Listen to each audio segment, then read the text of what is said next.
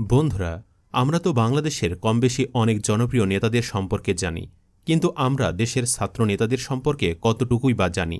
আপনারা কি জানেন এসব ছাত্র নেতারা বলিষ্ঠভাবে যে কোনো খারাপ পরিস্থিতি সহজে মোকাবেলা করতে পারে এবং তারা অত্যন্ত মেধাবী ও চতুর হয়ে থাকে, যারা কিনা তাদের ত্যাগ তিতিক্ষা ও বিচক্ষণতা আর জনগণের প্রতি ভালোবাসা দেখানো গুণের কারণে জনসমাজে বেশ জনপ্রিয়তা পেয়েছেন। তো বন্ধুরা, আজ আপনাদের জানাবো বর্তমান সময়ে দেশসেরা এমনই ১০ জন জনপ্রিয় ছাত্র নেতার সম্পর্কে, যারা কিনা দেশ ও জনগণের প্রয়োজনে কাজ করে যাচ্ছেন। তো চলুন আর কথা না বাড়িয়ে একে একে জেনে নেওয়া যাক তাদের সম্পর্কে। খান তালাত মাহমুদ রাফি বৈষম্য বিরোধী ছাত্র আন্দোলনে চট্টগ্রাম বিশ্ববিদ্যালয়ের সমন্বয়ক হিসাবে চট্টগ্রামের হয়ে প্রতিনিধিত্ব করেছেন খান তালাত মাহমুদ রাফি। তালাত মাহমুদ রাফি এতটাই সাহসী যে কোটা আন্দোলনে বীরের মতো পুলিশের সামনে পাহাড়ের ন্যায় দাঁড়িয়েছিলেন, যেন পুলিশেরা সামনের দিকে এগিয়ে যেতে না পারে। আর ওই ভিডিওটি সামাজিক যোগাযোগ মাধ্যমে খুবই ভাইরাল হয়েছিল।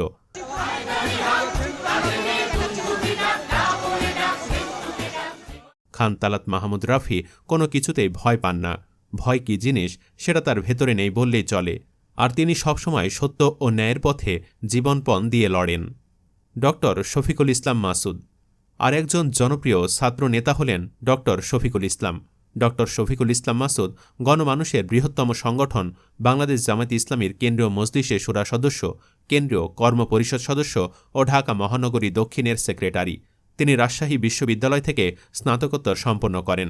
ছাত্রজীবন থেকেই তিনি রাজনীতি সচেতন একজন নাগরিক হিসাবে ইসলামী আন্দোলনের সাথে জড়িত হন। তিনি বাংলাদেশ ইসলামী ছাত্র শিবিরের রাজশাহী বিশ্ববিদ্যালয় শাখার সভাপতি, কেন্দ্রীয় কমিটির বিভিন্ন দায়িত্বেও সর্বশেষ নির্বাচিত কেন্দ্রীয় সভাপতি ছিলেন। তিনি খুবই ন্যায়পরায়ণ এবং খোদাভীরু একজন ব্যক্তি।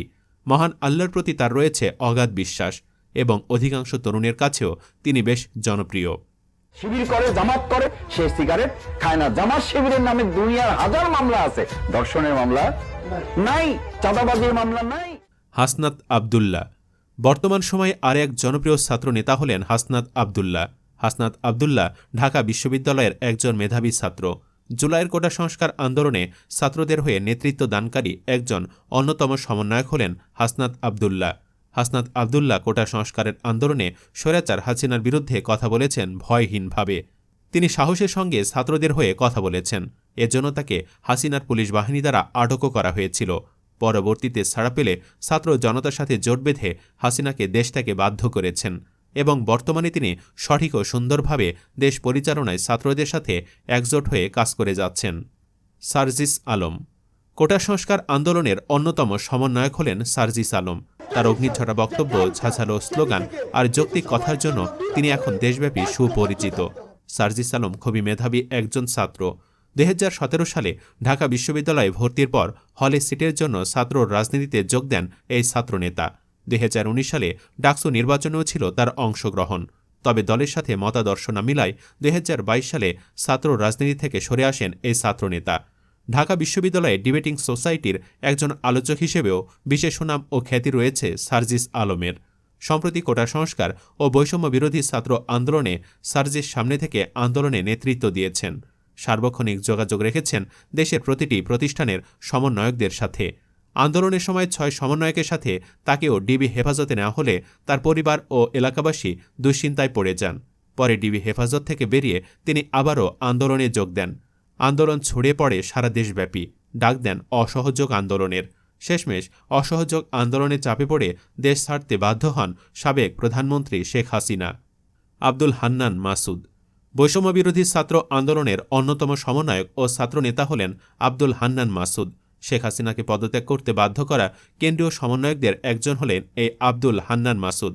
বিশেষ করে তিনি ছাত্রদের একজোট করতে লাইভে এসে বক্তব্য দিতেন। আর তার কথা মতো ছাত্র জনতা একজোটে সরকার পতনের আন্দোলনে দলে দলে অংশগ্রহণ করেছেন।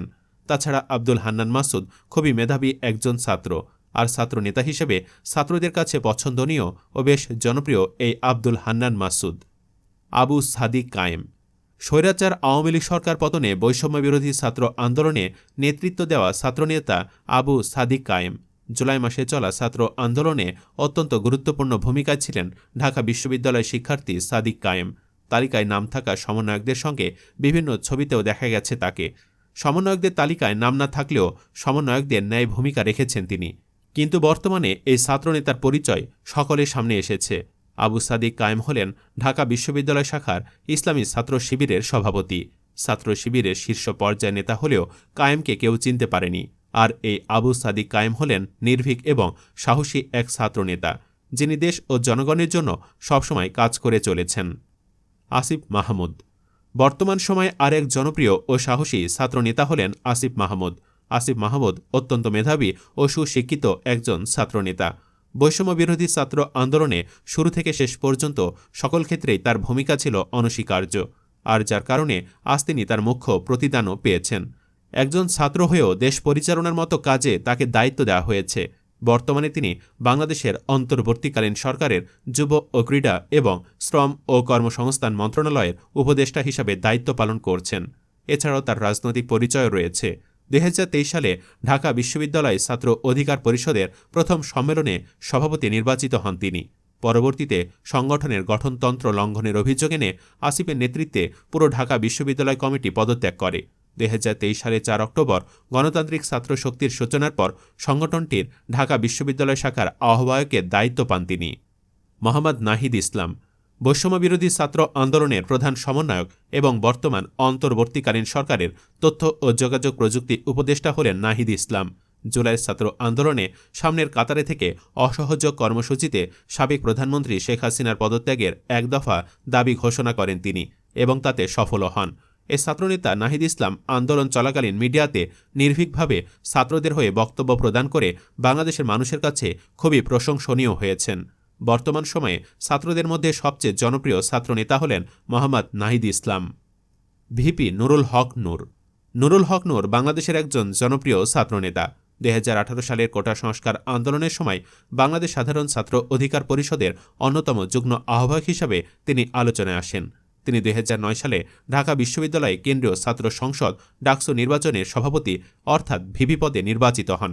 বাংলাদেশের সোশ্যাল মিডিয়াসহ ছাত্র সমাজের কাছে তার সবচেয়ে বেশি জনপ্রিয়তার মূল কারণ হল ছাত্ররা নিরাপদ সড়ক আন্দোলনে যতবার মাঠে নেমেছে ততবার ছাত্রদের সঙ্গে একাগ্রতা ঘোষণা করেছে ভিপি নূর এবং সবসময় তিনি ছাত্রদের পাশে ছিলেন, যার ফলে সাধারণ ছাত্রদের নিকট অধিক জনপ্রিয় এই ভিপি নুরুল হক নূর।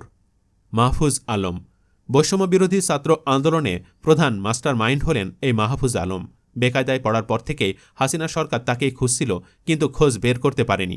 এমনকি নামটাও পর্যন্ত বের করতে পারেনি সব গোয়েন্দা সংস্থা মিলে। বলা হয়ে থাকে তিনি ছাত্র আন্দোলনের মস্তিষ্ক ছিলেন। মাহফুজ তার আড্ডাবাজি এবং পাণ্ডিত্যপূর্ণ জ্ঞানের জন্য খুবই পরিচিত ছিলেন।